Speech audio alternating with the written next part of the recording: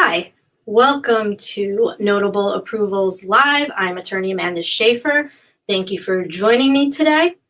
We have another unique asylum case to talk about.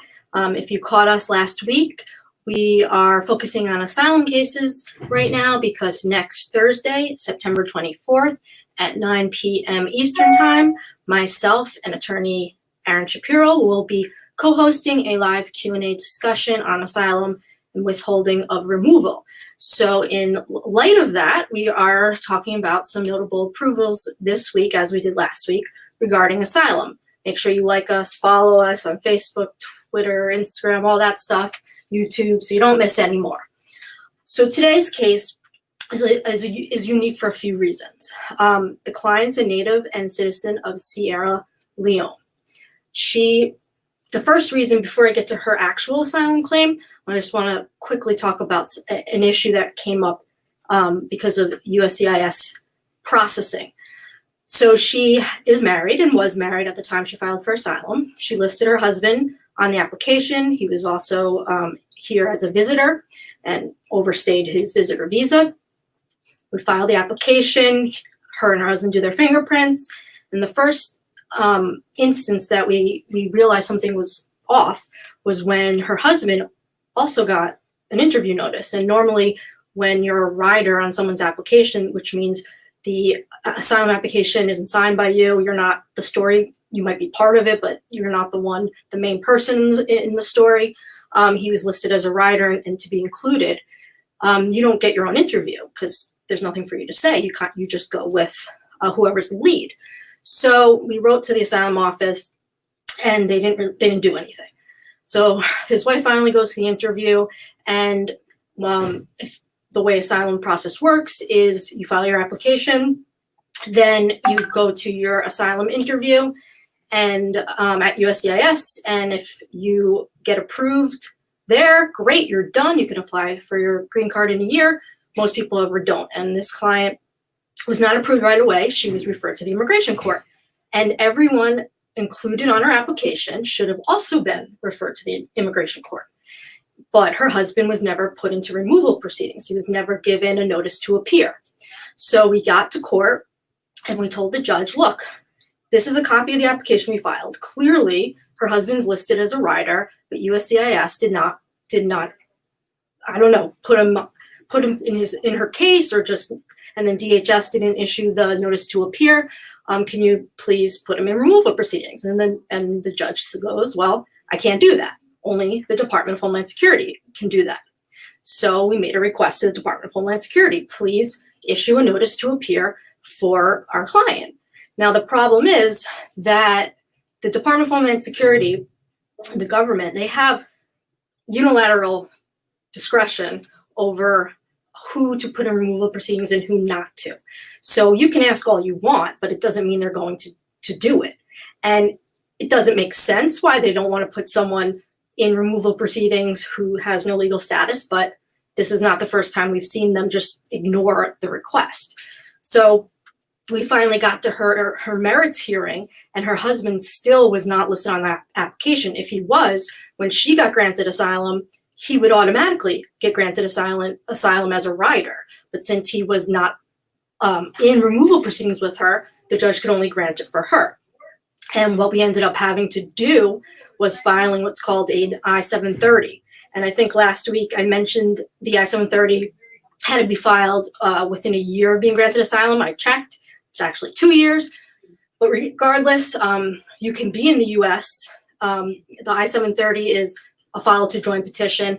You file it for certain family members for dependents who were not listed on your application or weren't in the US when you applied for asylum, and you can bring them over here. So we had to file that for her husband, and we're still waiting, and it's been a few years. It's caught up in all this, I don't know, administrative processing. It's been driving us nuts trying to get this thing approved already, because it should have been approved years ago. He should have asylum for many years now. And unfortunately, there are times in this process that these things happen, and sometimes even the lawyers, no matter what they do to fix it, it doesn't work. But you got to just keep going. And we do expect very soon for that piece to be approved. So jumping back into the claim itself, this claim was based on my client's membership in a particular social group. I talked about something similar last week as well, a client from Nigeria. This case, her claim is based on being a member of the Fula people who subject women to female circumcision or female genital mutilation, or FGM. It's unfortunately a practice that's still widely used, especially where a lot of our clients come from in Africa. So the claim itself wasn't what was unique. One was unique was how her husband was handled by USCIS as a rider or non-rider on the application. And then the other interesting thing was about what happened at the actual trial. So normally, I expected this case to be pretty straightforward. FGM has been recognized by the Second Circuit Court of Appeals as a something that is a basis for an asylum claim, essentially, that it's persecution if you're subjected to it, or the threat of being subjected to it is a threat of persecution. And that there's ongoing medical problems. It's similar, if you're aware at all, of the old policy in China with the one-child policy, that you would get sterilized. So that sterilization, because it continues to harm you throughout your life, there's the same idea with this FGM, because there's a lot of health problems associated with it. So we went through her claim at trial, very typical FGM claim, where she explained how when she was around 8 years old, the older women in her family held her down and did it to her. And she remembered it, and all the women in her family had it, and they were planning to do it again to her when she got pregnant or got married or something, because a lot of cultures do it for a second time. So I asked her, who was the one who actually did this to you in your family, and or not in your family, who did this to you? And she said it's the older women in their village who do it. And then we asked, well, did your mom do it? And she said no. Did your mom try to stop it? She said no. Why didn't your mom try to stop it? Because she couldn't. She had no choice. And that tends to be the case with these types of cases. I hear that all the time, that there may be certain members of your family that don't want you to have to go through it, but they don't have any power to stop it in the community. So we finish our direct, and then the government attorney gets up for cross-examination and asks her, so your mom didn't try to protect you? And she said, well, she couldn't. So if you get granted asylum and get your green card, are you going to file to bring your mom over here? She said yes. And then the government attorney goes, so you want to bring somebody who persecuted you into the US? And my client was like, what? And she was confused. And I looked at, I objected, and I was like, she doesn't understand that. She doesn't define her mom as a persecutor, number one. Number two, her mom didn't participate. She was passive because she didn't feel she could do anything. So I had to then do a redirect, have my client explain that she doesn't really know what a persecutor is, or doesn't really associate her mom with a persecutor. Her mom didn't want to harm her, but her mom couldn't stop it and didn't try to stop it. So in the eyes of US law, the government argued her mom is a persecutor. My client, though, sees her as her mom.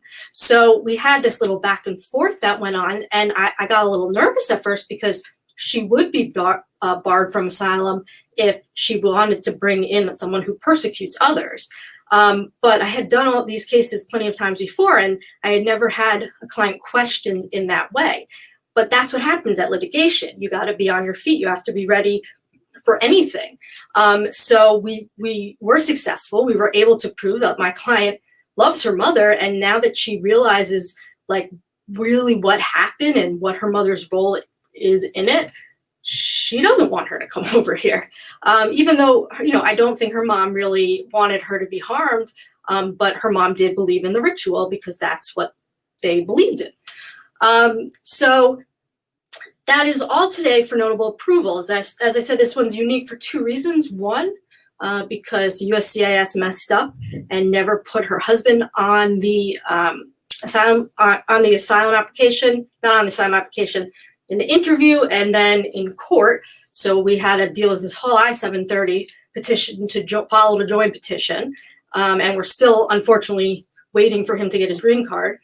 And two, that you got to be on your feet, ready for anything to happen at your individual hearing or your merits hearing at trial, because you never know what's going to come up. And the fact is that you have to be able to react. And, you know, fortunately, my client, she was able to hold it together, but she got, you know, understandably really upset when they started saying her mom was a persecutor.